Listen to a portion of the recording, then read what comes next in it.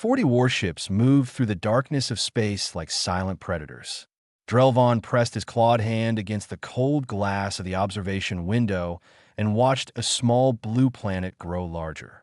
Somewhere down there, a species called humans lived their simple lives. They had no idea what was coming for them. Drelvan was young. This was his first real mission. His scales were still bright green, not yet darkened by age and battle. The older warriors called soldiers like him fresh blood. It was not meant as a compliment. Nervous? Asked Corvin, stepping beside him. Corvin was from the same clutch. They had hatched together, trained together, and now they would fight together. His scales were the same shade of green as Drelvan's. No, Drelvan lied. Corvin made the clicking sound that meant laughter among their people. Your tail is twitching. You always do that when you lie. Drelvan forced his tail to stay still. Fine, maybe a little nervous, but not afraid. The Sorvathi do not feel fear. This was what they had been taught since hatching. The Sorvathi were the greatest warriors in the known galaxy. They had conquered 17 species. They had never lost a war. Fear was for prey animals, not for hunters like them. That a loud tone echoed through the ship. Commander Ysestal was calling all warriors to the briefing hall. The commander was old. His scales had turned almost black with age, and scars covered his face from dozens of battles. When he spoke, everyone listened.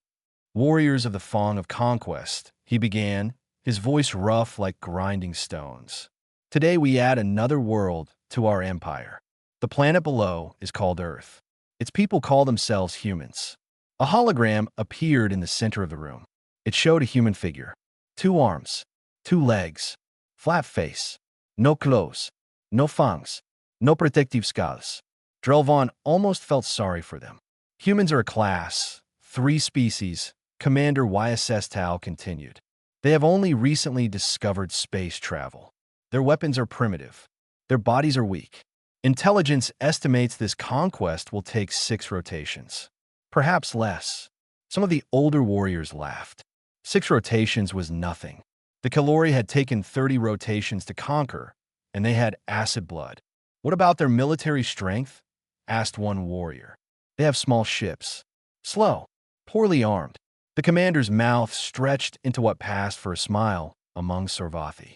Our scouts report only a dozen vessels moving to intercept us. 12 ships against our 40. More laughter filled the hall. Drelvan felt his nervousness fade. This would be easy. His first conquest would be a simple one. He would earn his first battle scars against creatures who could barely fight back. Ground teams will deploy once we clear their orbital defenses, the commander said. Capture as many as possible. They will make useful workers in the mining colonies. Kill any who resist. Questions? There were no questions. The plan was simple. Overwhelm them with numbers. Break their defenses. Claim their world. It was how the Sorvathi had always done things. As the warriors filed out of the briefing hall, Corvin grabbed Drelvan's arm. See? Nothing to worry about. These humans are soft. No natural weapons. No armor. They probably never even fight among themselves. Drelvan nodded, but something small bothered him. A thought he could not quite name. The intelligence report, he said slowly. It said humans only discovered space travel recently. Yes. So how did they survive on their planet long enough to reach space? Every world has predators. What protected them before they had technology? Corvin paused. Then he shrugged. Who cares? Whatever they did before does not matter now. They faced the Sorvathi. Their past means nothing. Drelvan wanted to believe him. He really did. Hours passed. The fleet moved closer to Earth. Drelvan sat in the deployment bay with hundreds of other warriors, checking his weapon and armor. The energy rifle felt heavy in his hands. Good. Solid. Deadly. Then the ship shook. Contact, someone shouted. Enemy vessels approaching. Drelvan rushed to the nearest display screen. He saw them. 12 human ships, just as intelligence had reported. They were smaller than Sorvathi warships. Slower, apparently. Everything they had been told was true, but something was wrong. The human ships were not running. They were not trying to surrender. They were flying directly toward the Sorvathi fleet in a tight formation. Fast. faster than the reports said they could move. Weapons range in 30 clicks, announced the ship's tactical system. Commander Weisestal's voice came through every speaker. All ships engage at will. Let us show these creatures what real warriors look like. The Sorvathi fleet opened fire. Bright beams of energy cut through space. Several shots hit the human vessels. One exploded, but the others kept coming. Drelvan watched the display screen with growing confusion. Why did they not retreat? Their ships were burning. They were outnumbered. Any sensible species would fall back and negotiate surrender. The humans did not fall back. They accelerated. Drelvan looked at Corvin. For the first time since they were hatchlings, he saw something unfamiliar in his clutch brother's eyes. It looked like doubt. On the display screen, the 11 remaining human ships reached the Sorvathi fleet. And then they did something no species had ever done before. They charged directly into the center of the formation. The fong of conquest shook again. Alarms began screaming. Red lights flashed everywhere. Damage report. Commander Y. What is happening? Drelvan did not hear the answer. He was too busy staring at the screen, watching human ships weave between Sorvathi warships like they belonged there. Like they had been born in battle, like they were not afraid at all. The third Sorvathi warship died in silence. One moment it was there, firing its weapons into the chaos. The next moment, it broke apart like an egg crushed by a giant hand. Drelvan watched pieces of metal and bodies spin away into the darkness of space. How? Corvin whispered beside him. How is this possible? Drelvan had no answer. Everything they knew about humans was wrong. The intelligence reports said human ships were slow. These ships moved like hunting birds, quick and deadly. The reports said human weapons were primitive. These weapons were tearing through Sorvathi armor like it was paper. On the display screen, a human ship took heavy damage. Fire poured from its side. It should have retreated. Any sensible captain would pull back, save the crew, fight another day. The human ship turned toward the Sorvathi flagship instead. What are they doing? Drelvan asked. He got his answer seconds later. The burning human vessel accelerated to maximum speed and flew directly into the flagship's shield generators. Both ships exploded in a ball of white fire. The Sorvathi lost a flagship. The humans lost one small ship, and the human pilot had chosen to die just to hurt them. All ground forces prepare for immediate deployment. Commander Y.S. Sestal's voice cut through the chaos. He sounded different now. The confidence was gone. We will take the planet while the fleet regroups. Move. Now. Drelvan and Corvin ran to the drop pods with hundreds of other warriors. The ship shook around them as more weapons fire hit the hull. The lights flickered. Somewhere in the distance, metal screamed as it tore apart. This was supposed to be easy, Corvin said as they climbed into their pod. 6 rotations. That is what they told us. Stop talking, Drelvan said. Focus on the mission. But his hands were shaking as he strapped himself in. He could not make them stop. The drop pod launched. Drelvan felt the force push him back into his seat as they fell toward the blue planet below. Through the small window, he could see other pods falling around him. Hundreds of them, like seeds thrown from a dying tree. Above them, the space battle continued. Flashes of light marked explosions. More Sorvathi ships were dying. Drelvan counted 7 destroyed before the clouds swallowed his view. The pod broke through the clouds. Green land spread below them. Buildings, roads, a city. It looked peaceful from up here. Normal. Like the humans did not even know death was falling from their sky. Then Drelvan heard something that started low, then grew louder as the pod descended. A rising and falling sound that seemed to come from everywhere at once. It was not natural. It was not animal. It was a sound made by machines. Later, he would learn that humans called it a siren. A warning. A call to prepare that moment. It sounded like the planet itself was screaming at them. The pod hit ground hard. Drelvan's teeth cracked together from the impact. The doors blew open and smoke poured in. He grabbed his rifle and stumbled outside. He stood in a wide street between tall buildings. Other pods had landed nearby. Sorvathi warriors were climbing out, forming groups, checking weapons. Everything looked normal, but the streets were empty. "Where are they?" asked a warrior near Drelvon. "Where are all the humans?" Intelligence said this city had millions of people. Million. The streets should be crowded with panicked civilians running and screaming. That was how it worked on other worlds. The prey species always panicked when the Sorvathi arrived. These streets were silent. "They knew we were coming," Drelvon said quietly. "They prepared." "Prepared for what?" Corvin asked. "They cannot fight us. They are weak," the report said. A sound cut him off, a sharp crack that echoed between the buildings. The warrior standing next to Drelvon fell. A hole had appeared in his chest. Green blood poured onto the street. "Cover!" someone screamed. "Find cover!" More cracks filled the air. More warriors fell. The shots came from everywhere. From windows, from rooftops, from holes in the ground that Drelvon had not noticed before. The humans had built tunnels. They had positions prepared. They had been waiting. Drelvon threw himself behind a broken vehicle. His hearts pounded so hard he could hear them in his ears. Beside him, Corvin was breathing fast, his scales pale with shock. "This is not possible," Corvin said. "They are Class 3. They should not know how to fight like this." A human appeared from behind a wall. It was smaller than Drelvon expected. It wore green and brown clothes that made it hard to see. It held a weapon that looked simple, just a metal tube with a handle. The human fired 3 times. 3 more Sorvathi warriors died. Another warrior charged at the human with his blade raised. He was twice the human size. His scales could stop most weapons. He should have killed it easily. The human did not run. It dropped its weapon, pulled something from its belt, and ran toward the charging warrior. They met in the middle of the street. Then they both disappeared in fire and thunder. Drelvon stared at the smoking hole where they had stood.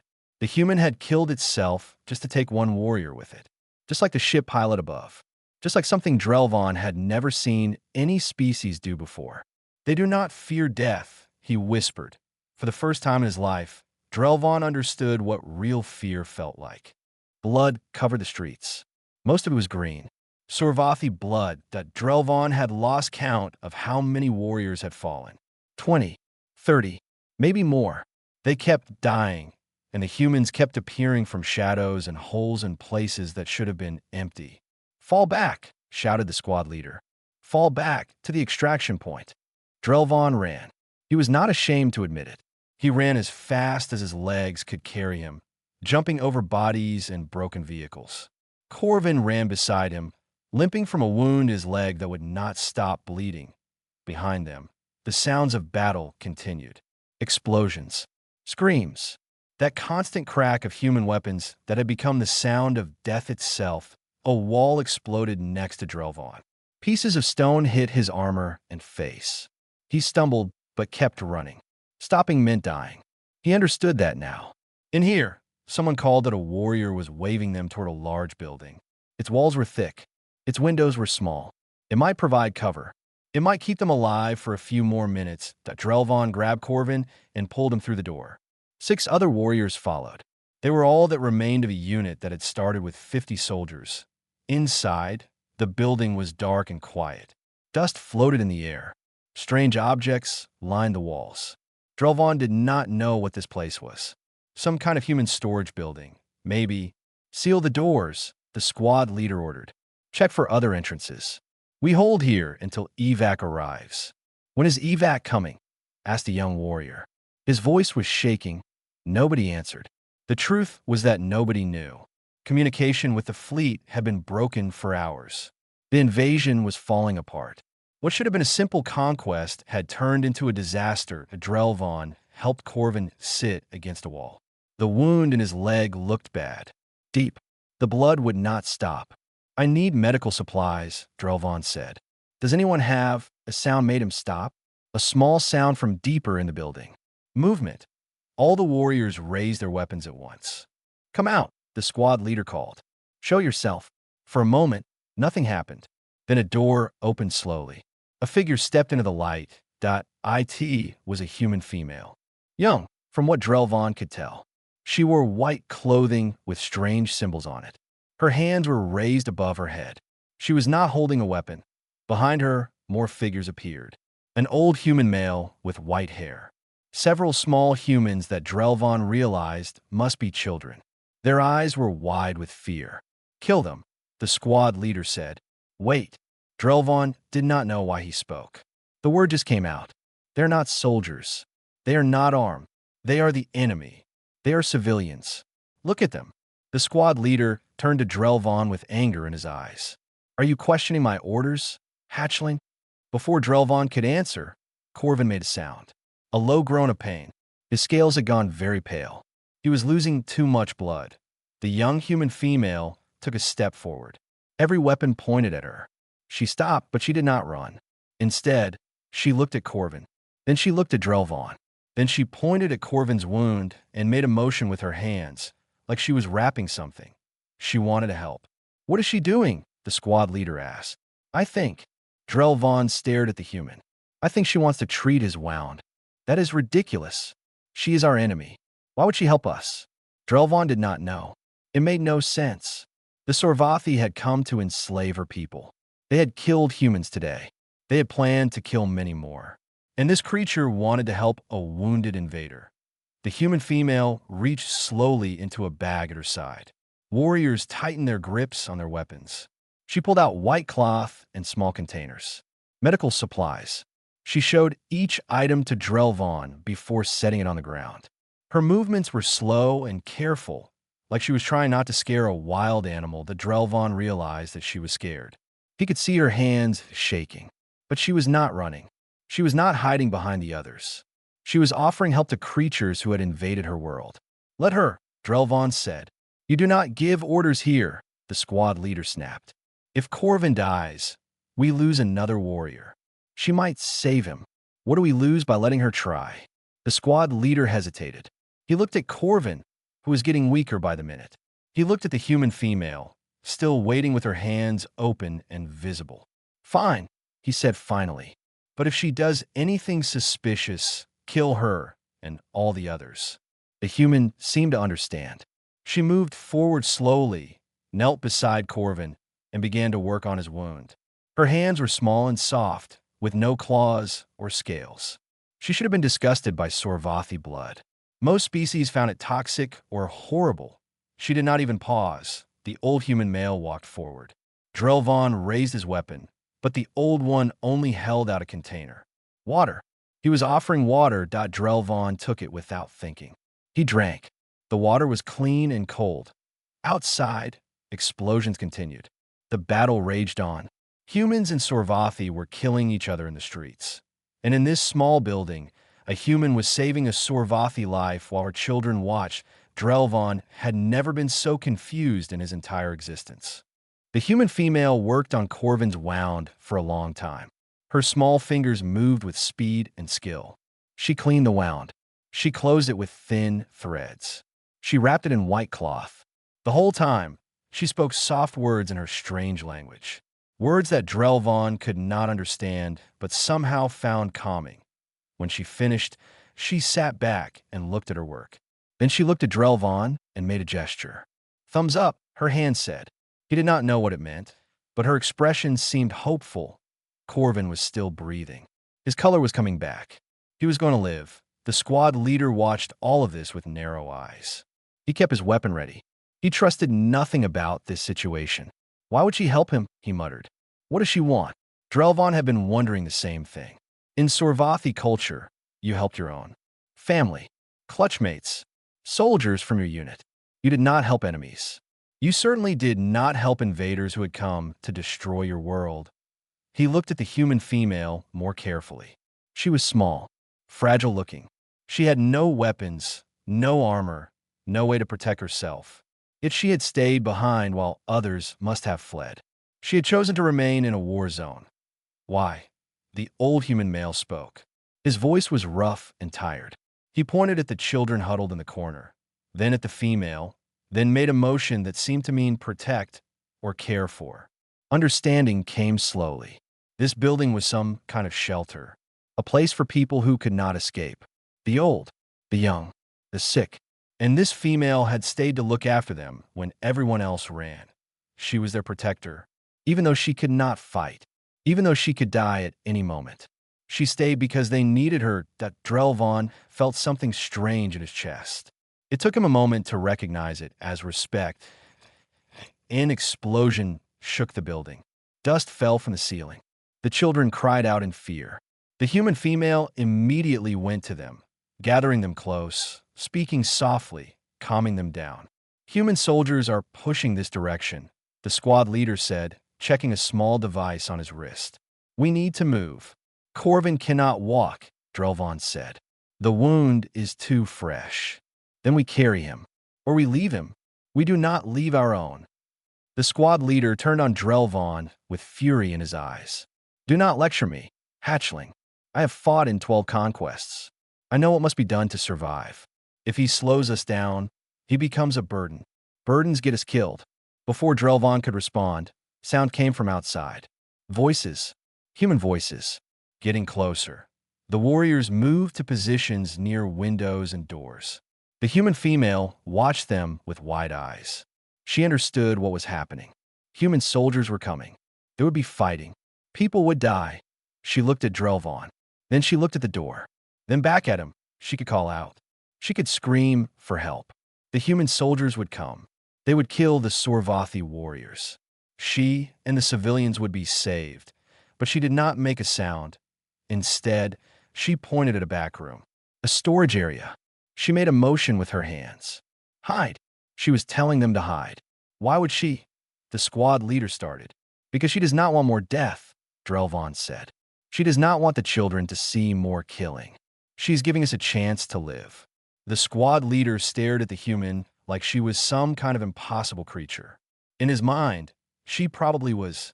Mercy was not something the Sorvathi understood. Helping your enemy escape was madness. But the human female just stood there, pointing at the back room, waiting for them to decide. The voices outside grew louder. Footsteps approached the building. Move, the squad leader hissed. They carried Corvin into the storage room. The space was small and dark, filled with boxes and supplies. The warriors pressed against the walls, weapons ready, barely breathing.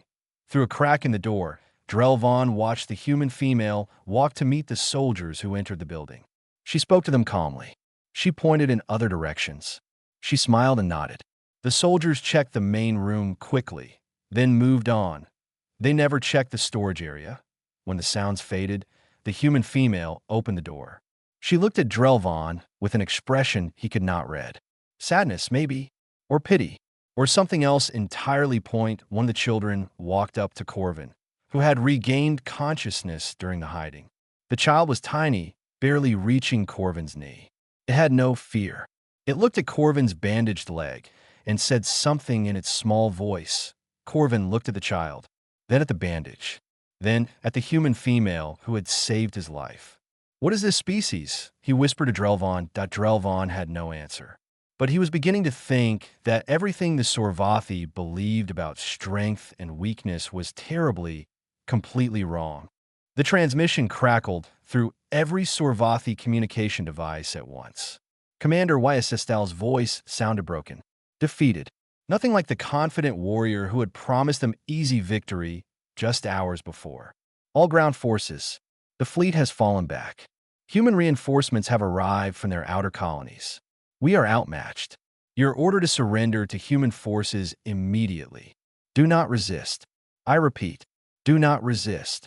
Drelvan sat in the storage room and listened to his entire world collapse. The Sorvathi had never surrendered. Not once in their entire history. They conquered or they died. Those are the only options. The idea of laying down weapons and putting their fate in enemy hands was so foreign that Drelvan's mind could barely process it. This is wrong, the squad leader said. His voice was hollow. This cannot be happening. What do we do? Asked one of the younger warriors. Nobody answered. They all knew what surrender meant. Prisoners. Slaves. A fate worse than death for any proud Sorvathi warrior. Better to fight to the last breath than to accept such shame. But Drelvan kept thinking about the human female, about the water the old human had given him, about the child who looked at Corvin without fear. These creatures had shown mercy when they had every reason to kill. Maybe, just maybe, they would show mercy again. I will surrender, Drelvon said. Every eye turned to him. The squad leader's face twisted with disgust. Coward, he spat. You would shame your clutch. Your ancestors. I would live. And so would Corvin. We cannot walk away from this battle. We cannot escape. Our choices are surrender or die. Drelvon met the squad leader's eyes without flinching. I choose to live. The squad leader raised his weapon. For a long moment, Drelvon thought he would be killed by his own people. Then the squad leader lowered it again. Do what you want, he said. I will die with honor. He walked out of the storage room. 2 other warriors followed him. Drelvon heard weapons fire a few minutes later. Then silence. The human female appeared at the door. She had heard the transmission too. She understood what was happening. Slowly, carefully, she approached Drelvon and held out her hand. Empty. Open. Peaceful. Drelvon put down his weapon. The surrender happened quickly after that. The human female led them outside, where human soldiers waited. Many weapons pointed at them. Angry faces stared. These humans had lost friends today. They had every reason to want revenge, but they did not fire. The human female spoke to the soldiers rapidly. She pointed at the bandage on Corvin's leg. She made gestures that seemed to mean these ones are different or they did not hurt us. The soldiers listened. Their faces softened slightly. Drelvon and Corvin were taken prisoner along with other surviving Sorvathi. They were put in vehicles and driven to a large building surrounded by fences. A prison, Drelvon assumed. A place where enemies were kept until they could be used or killed. But the building was clean, warm. The cells had beds and running water. Guards brought food at regular times. The food was strange but filling. No one was beaten. No one was tortured. No one was killed. Drelvon could not understand it. Days passed. Wounds healed. More prisoners arrived as the fighting ended across the planet. The humans had won completely. The Sorvathi invasion force was destroyed. Then, one day, a human came to see them. She was older than the female from the shelter. Her face carried scars, and one arm was wrapped in bandages. A warrior. Drelvon could see it in the way she walked, in the hard look in her eyes. This was someone who had fought in the battle above. Someone who had lost people to Sorvathi weapons. She spoke through a translation device. I am Captain Anna Reed. I commanded the Steadfast during your invasion. The prisoners said nothing. They waited to learn their fate. Captain Reed walked slowly past the cells, looking at each Sorvathi in turn. When she reached Drelvon, she stopped. You were in the shelter, she said. With the medic. Ines did Godul. Drelvon noted slowly. She told me what happened. That you could have killed her and the civilians. That you did not. She saved my clutch brother's life, Drelvon said. I did not understand why. No, you probably did not. Captain Reed was quiet for a moment. We're going to send you home. All of you. Back to your people. This made no sense. Conquered species did not release prisoners. They used them, enslaved them, killed them slowly over years in labor camps. Why? Drelvon asked. We came to destroy you. Yes, you did. Captain Reed's eyes were hard, but not cruel. And you failed. You saw what humans can do when we fight. Now I want you to go home and tell your people something else. Tell them what we choose not to do. Tell them we could have killed all of you. We could have destroyed your ships instead of letting them retreat. We could have made you suffer for every human life you took. She paused. We chose mercy instead. Drelvon stared at her. Why? Because mercy is not weakness. It is the greatest strength there is. Anyone can destroy. It takes real power to forgive. Captain Reed stepped back from his cell. Go home, Sorvathi. Tell your people, and tell them we would rather be friends than enemies. The choice is yours. She walked away, leaving Drelvon alone with thoughts he could not begin to process. The great council chamber of Sorvith had never been so quiet. 1,000 warriors and elders sat in perfect stillness, their eyes fixed on the young soldier standing before them. Drelvon felt their stares like physical weight pressing down on his scales. Continue, said High Warlord Desath from his throne of black stone. His voice echoed through the vast room. Tell us everything. Drelvon had been speaking for hours. He told them about the battle in space, the human ships that charged instead of running, the pilots who sacrificed themselves to hurt the enemy. He told them about the ground war, the ambushes, the soldiers who fought like demons and died like heroes. But that was not the part that mattered. The true defeat did not come from human weapons, Drelvan said. His voice was steady now. He had practiced this moment many times. It came from something we could not understand, something that broke us more completely than any bomb or blade. Speak plainly, Desath commanded. What weapon did they use? Kindness. The word hung in the air. Some of the older warriors made sounds of disgust. Kindness was weakness. Everyone knew this. It was one of the first lessons taught to Sorvathi hatchlings. A human female saved my clutch brother's life, Drelvan continued. We were her enemies. We had invaded her world, killed her people, threatened her family. She owed us nothing but hatred, and yet she treated his wounds with her own hands. She gave us water and shelter. She hid us from her own soldiers. Foolishness, said one elder. A stupid mistake by a stupid creature. No, Drelvan turned to face the elder directly. It was a choice, a deliberate decision to show mercy to those who deserved none.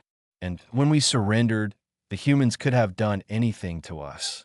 They could have tortured us for information, used us as slaves, executed us as examples. Instead, they fed us, healed us, then sent us home. The chamber erupted in confused murmurs.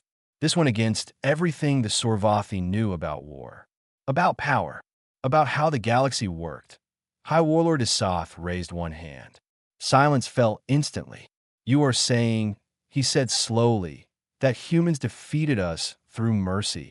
I am saying that humans showed us a different kind of strength, one we never knew existed. Drelvan took a deep breath.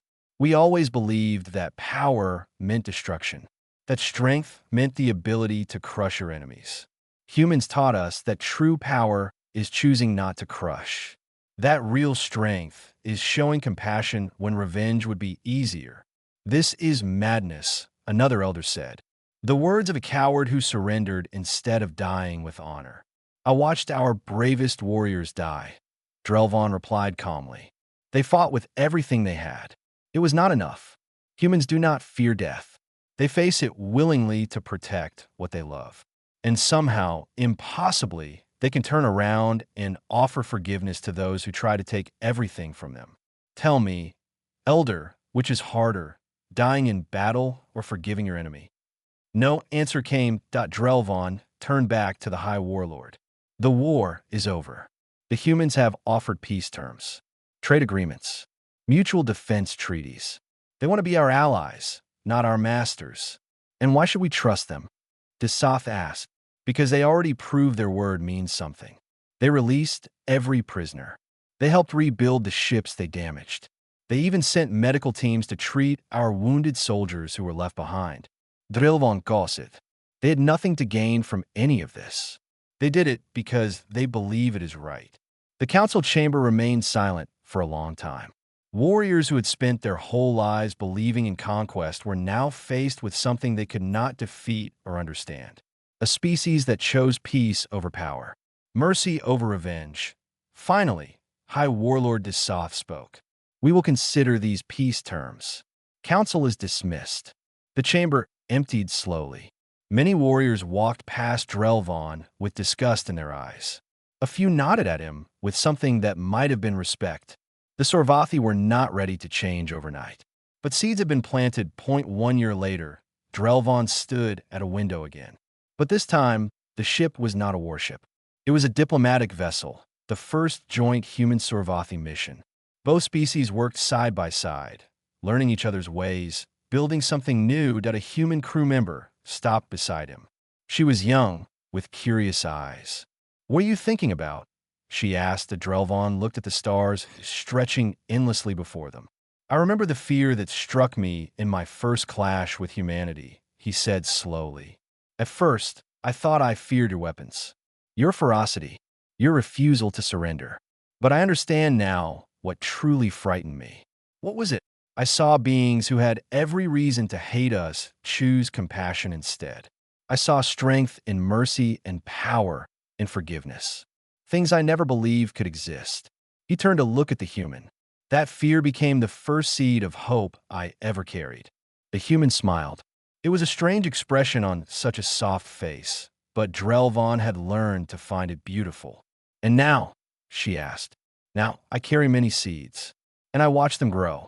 The ship flew on, carrying old enemies toward a new future, guided by the most powerful force in the galaxy. Not weapons, not strength, not conquest, understanding.